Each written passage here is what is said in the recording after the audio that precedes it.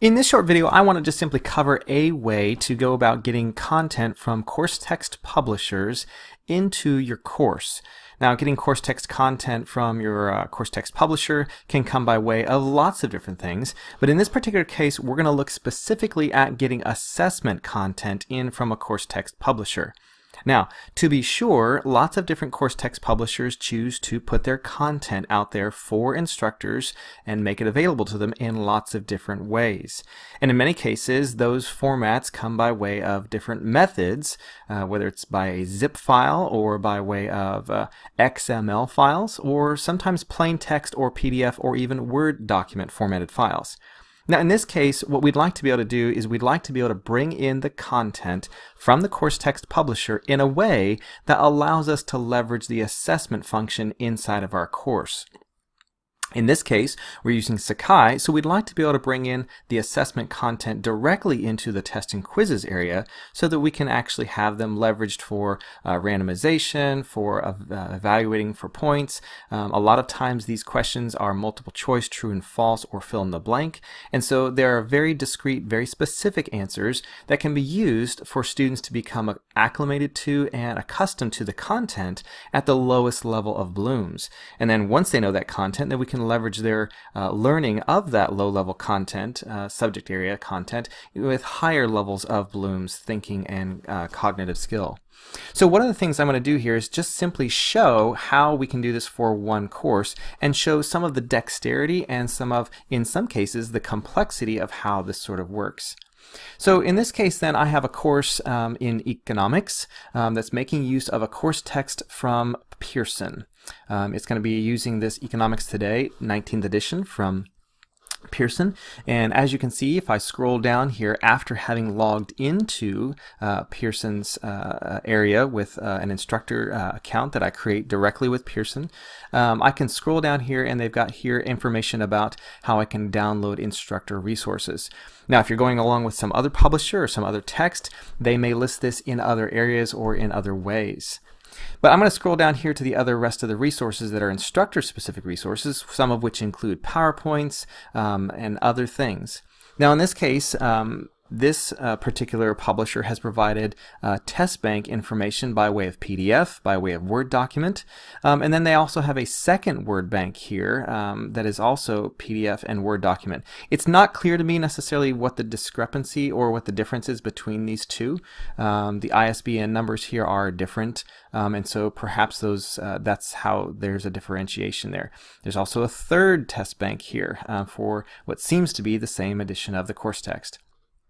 So you can already see how sometimes this can be very, very confusing when looking for the test bank information you want to import into your course.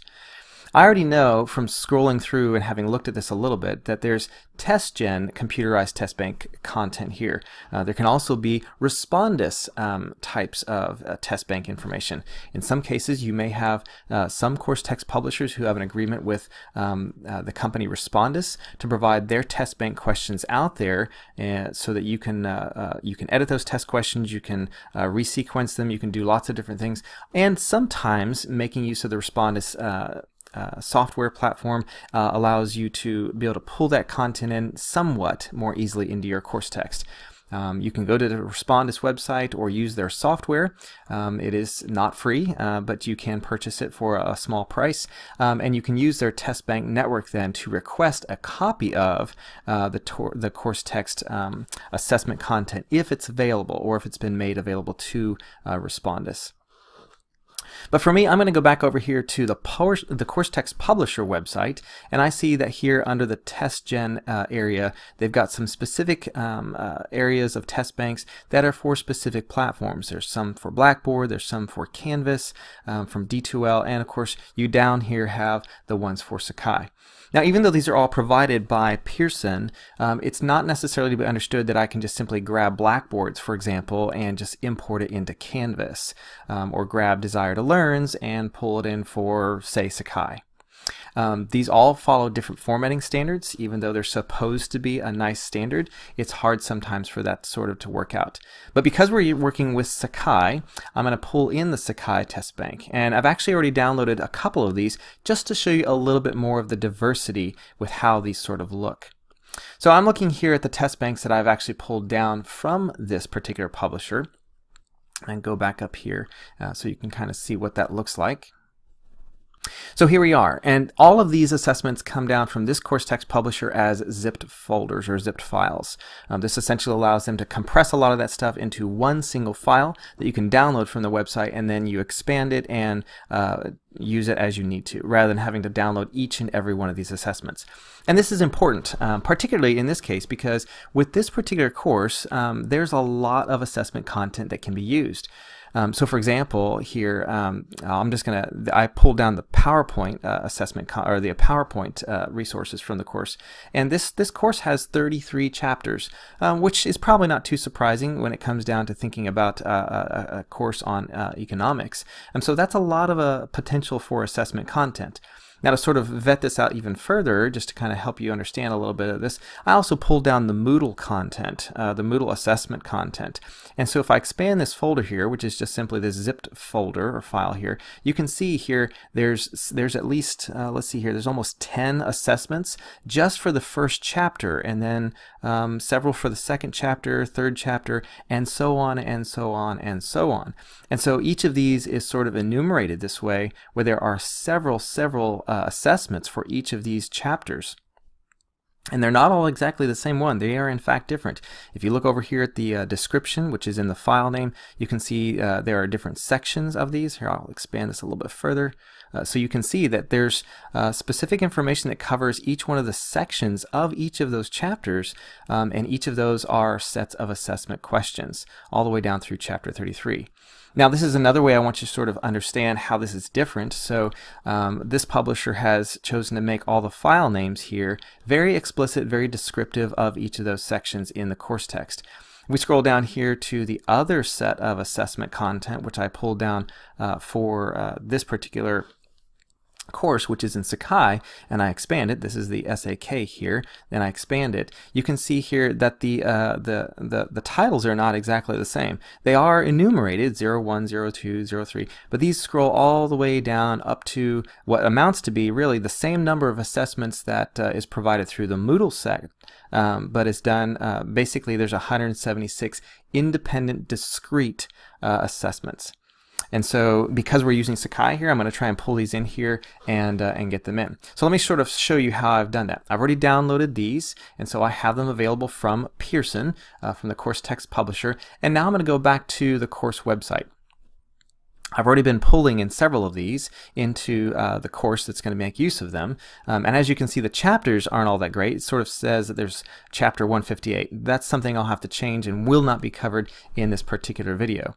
But what I'm going to do is I'm going to simply use the test and quizzes import function over here, and I can import either an XML or a zip. Now this can be a little confusing because some of you who remember from the information I showed before, all of this was in a zip file.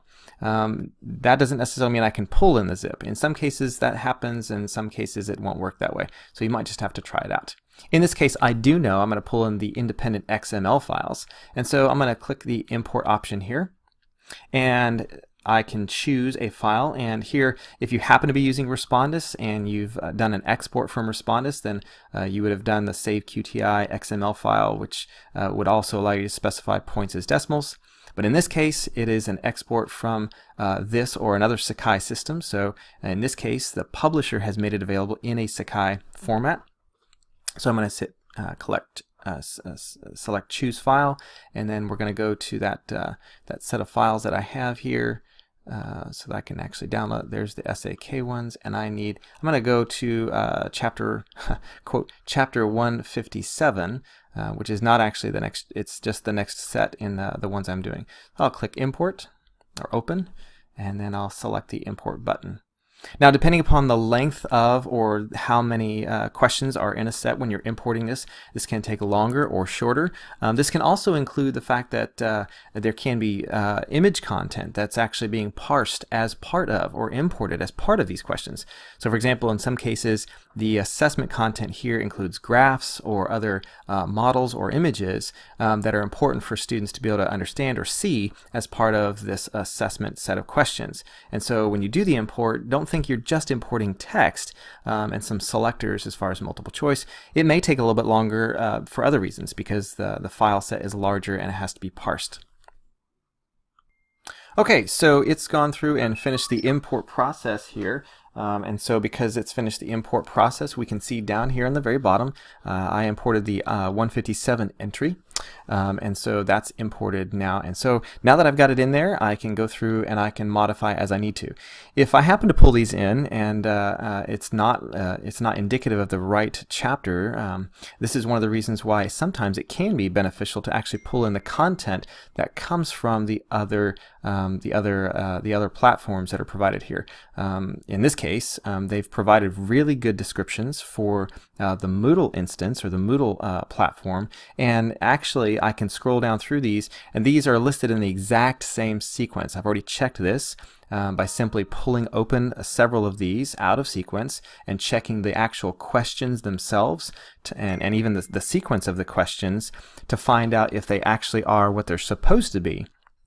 And so these actually follow along very much so with these other ones. So for example, then with chapters or chapter 157 back here in the course, when I go back through and I'll do this before I actually make use of these in the course, I'll actually rename each of these assessments in like fashion to the ones that we see here as they are listed in the Moodle spec. So now I can make use of these however I need to. I can go through these and I can actually assign each of these sets of questions to question pools as I might want to, and then pull or draw questions from those pools to make use of inside the course where I have them in the units. So there's lots of different ways to pull the content in like this. If you happen to want to, you can also just use the create from scratch option, but this doesn't pull anything in from a course text publisher. So just one thing to note, using course text publisher content is great because it means you're pulling questions directly from the course text publisher, and so hopefully you're kind of providing some means to validate what students have read or covered or reviewed, but at the same time it can be sort of different depending upon which publisher you use, which format you use, or which platform you use. So just things to keep in mind.